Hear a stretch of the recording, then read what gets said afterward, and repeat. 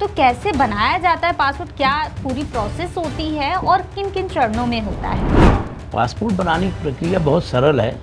सबसे पहले तो 10th की मार्कशीट जिसमें डेट ऑफ बर्थ रहती है वो चाहिए। जी। लास्ट एजुकेशन जो भी किए हैं वो मार्कशीट चाहिए, प्लस पैन कार्ड चाहिए, आधार कार्ड चाहिए। कि जो प्रक्रिया है तत्काल और नॉर्मल पासपोर्ट बनवाने हाँ। की, तो दोनों में क्या फ़र्क है और क्या चार्जेस दोनों के लगते हैं? नॉर्मल में 1500 रुपये फीस लगती है। जी। आपके सारे डॉक्यूमेंट एक जैसे होने चाहिए। जैसे आधार कार्ड में आपका कोई नाम राम पांडे लिखा हुआ है, जी। तो वही आपका आधार कार्ड में भी होना चाहिए, पैन कार्ड में भी होना चाहिए। अगर वो मैच नहीं होता है तो वहाँ से रिजेक्शन हो जाता है। नमस्कार, समय नाम में आपका स्वागत है। मैं हूँ ज्योति तिवारी। पासपोर्ट हमारी लाइफ में कितना ज़रूरी हो गया है आज के समय में, आपको भी पता होगा। तो चलिए जानते हैं आखिरकार पासपोर्ट बनाने में क्या क्या समस्याएं आती हैं, क्या उसकी पूरी प्रक्रिया है, और कुछ एजेंसियां ऐसी भी होती हैं जो आपके साथ फ्रॉड कर सकती हैं, तो उनसे कैसे बचना चाहिए। ऐसे कई सवालों के जवाब आज हम जानेंगे SM पांडे जी से, जो खुद एक एजेंसी चलाते हैं। तो चलिए उनसे ही बात करते हैं। सर, बहुत बहुत स्वागत है आपका। आपका भी बहुत धन्यवाद। सर, सबसे पहले तो मैं आपसे यही जानना चाहूँगी कि जिस तरीके से पासपोर्ट को लेकर लोगों में ऐसा है कि हमें पासपोर्ट बनवाना है, बट लोगों को प्रक्रिया नहीं पता होती कि कैसे बनवाना है, तो कैसे बनाया जाता है पासपोर्ट, क्या पूरी प्रोसेस होती है और किन किन चरणों में होता है? पासपोर्ट बनाने की प्रक्रिया बहुत सरल है। सबसे पहले तो 10th की मार्कशीट जिसमें डेट ऑफ बर्थ रहती है वो चाहिए। जी। लास्ट एजुकेशन जो भी किए हैं वो मार्कशीट चाहिए, प्लस पैन कार्ड चाहिए, आधार कार्ड चाहिए। जी। और पासपोर्ट सेवा एक साइट होती है, उस पर जाके चाहें तो डायरेक्ट भी उसमें फॉर्म फिलअप होता है, पूरा फिलअप कर सकते हैं। पर उसमें एक चीज़ का ध्यान रखना है कि जो मार्कशीट में जो नाम लिखा हुआ है वही एज इट इज स्पेलिंग उसमें भरें। जी। प्लस उसमें पैन कार्ड और आधार कार्ड में जो नाम लिखा हुआ है, आधार कार्ड का नाम प्लस मार्कशीट का नाम सेम होना चाहिए, उसमें कोई भी अलग नहीं होना चाहिए। ये भरने के बाद में उसको फिर दोबारा एक बार चेक कर लें कि हमने पूरा सब चीज़ें उसमें फॉर्म में फिलअप किया है बराबर कि नहीं किया है। जी। अगर करने के बाद सब चीज़ें रीचेक करने के बाद में फिर वहाँ पे 1500 रुपये की गवर्नमेंट की फ़ीस जमा होती है। जी। फीस जमा करने के बाद में अपॉइंटमेंट आ जाता है, कौन सी डेट का आपको जाना है वहाँ पे सबमिट करने के लिए। बायोमेट्रिक होता है। बायोमेट्रिक जाने के बाद सारे अपने डॉक्यूमेंट ओरिजिनल ले जाने हैं, उनकी मार्कशीट भी ले, फ़ोटोकॉपी भी ले जानी है वहाँ पे। सबसे पहले वहाँ काउंटर पे जाएंगे, टोकन देते हैं, वो टोकन अलाट करते हैं। टोकन अलाट करते हैं, टोकन आपको मिल जाता है। टोकन से सब जगह आपका नंबर आता रहेगा। सबसे पहले आपको जो है वो जाना है, सारे डॉक्यूमेंट चेक करवाने हैं। फिर बायोमेट्रिक आपके थंब इम्प्रेशन वो लेंगे, फ़ोटोग्राफ्स लेंगे। सारी चीज़ें करने के बाद में फिर आगे पासपोर्ट PRO रहता है, वहाँ पे भी सारे आपके ओरिजिनल डॉक्यूमेंट चेक होते हैं। लास्ट में जो है जो सीनियर ऑफिसर रहता है वो चेक करने के बाद में फिर आप वापस पासपोर्ट ऑफिस से बाहर आ जाते हैं। सेम डे आपको एक मैसेज आएगा पासपोर्ट ऑफिस से कि आपका पुलिस रिपोर्ट जो है आपके कंसर्निंग थाने में भेज दी गई है। जी। तो आप उस SMS के बिहाफ पे थाने से कांटेक्ट कर लें। थाने पे जाने के बाद में अपने सारे डॉक्यूमेंट रीवेरीफाई करवा दें कि ये डॉक्यूमेंट, मेरी मार्कशीट ये है, ये आधार कार्ड है, प्लस पैन कार्ड है। सब चीज़ें वो वेरीफाई करने के बाद में इंटरनेट से ही डायरेक्ट भेज देते हैं पासपोर्ट ऑफिस को। तो वो जाने के बाद में सबमिट होती है पासपोर्ट। रिपोर्ट सबमिट होने के बाद में आपका पासपोर्ट विदिन 10 डेज घर पे आ जाता है बाई रजिस्ट्री AD। जी। जी। अभी जो प्रक्रिया है तत्काल और नॉर्मल पासपोर्ट बनवाने की, तो दोनों में क्या फ़र्क है और क्या चार्जेस दोनों के लगते हैं? नॉर्मल में 1500 रुपये फीस लगती है। जी। जो कि आपको ये मार्कशीट होना चाहिए जिसमें आपकी डेट ऑफ बर्थ मेंशन होना चाहिए, प्लस आधार कार्ड होना चाहिए, पर इस बार पैन कार्ड होना चाहिए, पर उसमें आपके सारे डॉक्यूमेंट एक जैसे होने चाहिए। जैसे आधार कार्ड में आपका कोई नाम राम पांडे लिखा हुआ है, जी। तो वही आपका आधार कार्ड में भी होना चाहिए, पैन कार्ड में भी होना चाहिए। अगर वो मैच नहीं होता है तो वहाँ से रिजेक्शन हो जाता है। जी। जो भी डॉक्यूमेंट में लिखा हुआ है वही अपने को फॉर्म में भी लिखना है। तो कोई प्रॉब्लम नहीं आएगी। जी, जैसे कि आपने गलतियों का बताया, नाम की गलतियों का बताया है, हाँ। तो और कौन कौन सी गलतियों का हमें विशेष ध्यान देना चाहिए जिससे हमारा जो फॉर्म है वो रिजेक्ट ना हो?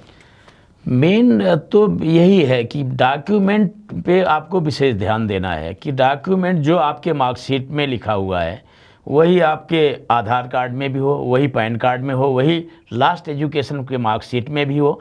जी। जो भी आपके डॉक्यूमेंट्री प्रूफ है उसी के हिसाब से आपको फॉर्म फिलअप करना है, तब आपको कोई भी समस्या नहीं आएगी वहाँ पे। जी, कई बार लोग खुद से ऑनलाइन अप्लाई करने की कोशिश करते हैं, एजेंसी के थ्रू नहीं जाते हैं, तो वो कैसे अप्लाई कर सकते हैं और इसमें कितनी वेटिंग होती है?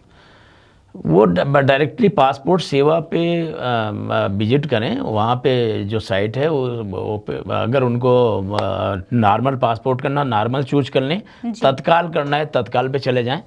और पर विशेष उनको एक ध्यान देना है कि कहीं मतलब जो डॉक्यूमेंट में जो भी चीज़ें लिखी हुई हैं वही उनको भरना है, तो हो सकता है। अदरवाइज अगर उनको कोई समस्या है तो ट्रैवल एजेंसी का भी कंसल्टेंसी ले सकते हैं।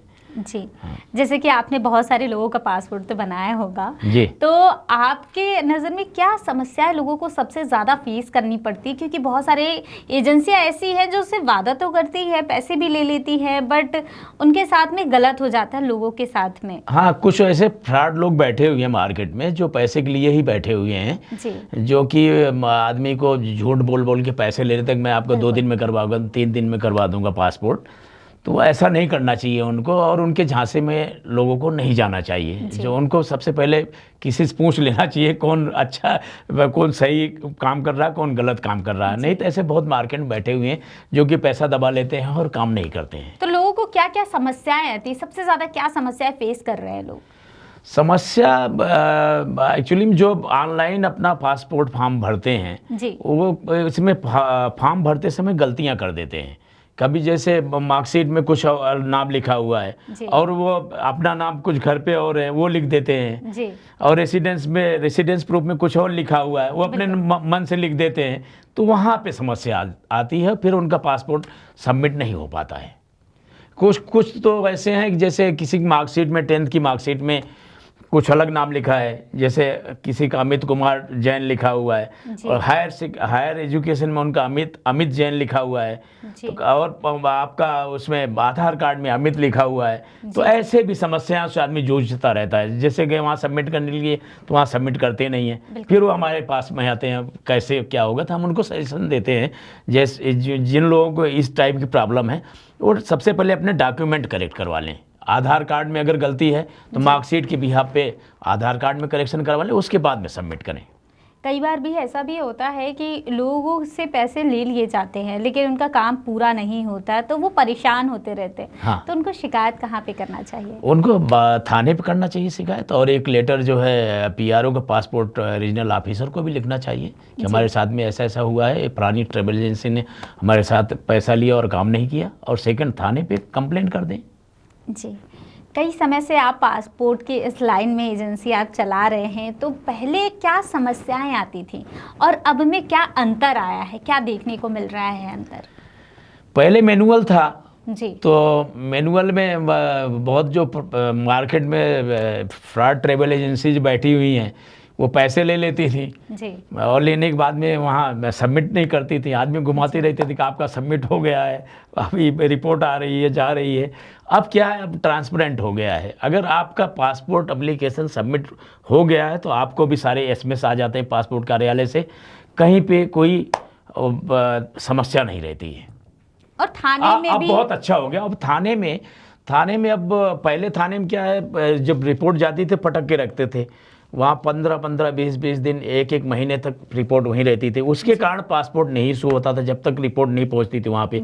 अब जो है आप पुलिस डिपार्टमेंट के जो सीनियर ऑफिसर्स हैं उन लोगों ने भी एक्शन लिया है कि इतने दिन में आपको रिपोर्ट देनी ही देनी है, और इंटरनेट से कर दिया। जैसे आपका पासपोर्ट सबमिट होता है इमीडिएटली आपको इंटरनेट से थाने पे रिपोर्ट चली जाती है, और सारे ऑफिसर्स भी उस पर सुपरविजन करते रहते हैं। जी, जो पासपोर्ट हमारा बनता है वो कितने दिन के लिए वैलिड होता है? पासपोर्ट जो नॉर्मल पासपोर्ट जो बनता है वो 10 ईयर के लिए वैलिड रहता है। वैसे जो अर्जेंट का भी बनता है वो भी 10 ईयर के लिए रहता है, पर उसमें जल्दी हो जाता है। तो 10 साल बाद अगर हमें फिर से इसे अपडेट कराना हो तो क्या प्रोसेस होती है? आप अगर एक्सपायर के पहले 1 आध महीना 2 महीने, अब 6 महीने पहले करवा लेते हैं तो जी। आपको सारे डॉक्यूमेंट की ज़रूरत नहीं, केवल आपको रेसिडेंस प्रूफ देना है बस।